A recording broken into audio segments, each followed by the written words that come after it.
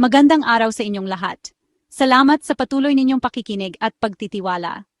Ang pag-uusapan natin ngayon ay isang sensitibo pero napakahalagang paksa ang kahalagahan ng romansa bago ang physical intimacy lalo na sa pananaw ng kababaihan. Hindi ito para manisi, kundi para magbigay liwanag, lalo na sa mga kalalakihang gustong umunawa at magmahal ng mas tama. Kwento mula sa isang subscriber. Ibinabahagi niya ito ng hindi nagpapakilala. Layunin niya ay mailabas ang kanyang saloobin, hindi upang siraan ang sinuman. May isang misis ang nagpadala ng mensahe. Sabi niya, mahal ko ang asawa ko, pero may bigat sa dibdib ko na matagal ko ng kinikimkim. Sa tuwing lalapit siya, parang wala nang simula. Walang lambing, walang salita, walang romansa. Diretso na lang, parang ginagamit na lang ang katawan ko. Ikinuwento niya na imbes na gana ang maramdaman, sakit ang pumapalit, pisikal at emosyonal. Hindi dahil ayaw niya sa asawa niya, kundi dahil hindi handa ang damdamin niya.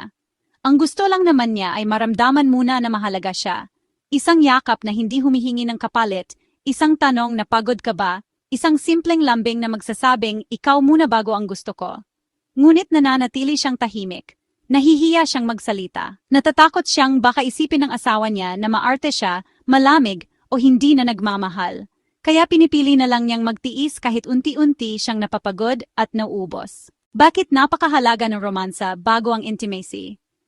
Una, mahalagang maintindihan ng mga kalalakihan na ang babae ay hindi basta-basta nainit kapag walang romansa. Ang pagnanasa ng babae ay hindi switch na pwedeng iyon anumang oras. Para sa karamihan ng babae, emosyon muna bago katawan. Kapag walang lambing, walang emosyonal na koneksyon, at walang pakiramdam na siya ay pinapahalagahan ang katawan niya ay natural na hindi nagre-respond. Ikalawa, ang romansa ay nagbibigay ng emotional safety.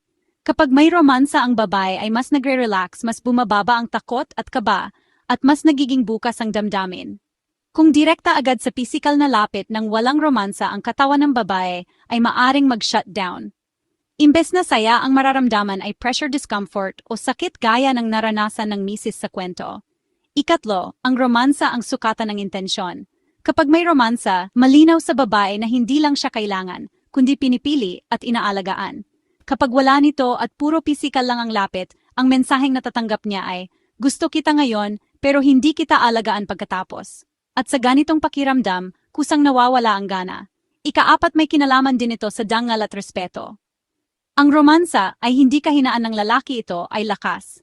Ipinapakita nito na kaya mong pigilan ang sarili makinig at unahin ang damdamin ng iyong partner. Sa mata ng babae, ang lalaking marunong magromansa ay lalaking ligtas mahalin. Ikalima, tandaan na ang pananahimik ng babae ay hindi palaging pagsang-ayon. Maraming babae ang hindi nagsasalita dahil sa hiya, takot o pag-iwas sa gulo. Ngunit ang katahimikan ay kadalasang may dalang pagod at lungkot. Kapag hindi na pag-uusapan, unti-unting namamatay ang init at koneksyon sa relasyon. Mahalagang paalala para sa mga kalalakihan. Ang romansa ay hindi palabas, ito ay pangangailangan.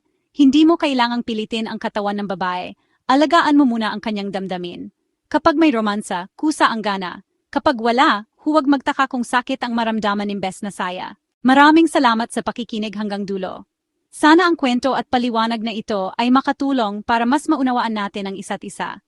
Tandaan, ang tunay na intimacy ay nagsisimula sa respeto, lambing at romansa. Hanggang sa muli, mag-ingat kayo at magmahal ng may malasakit.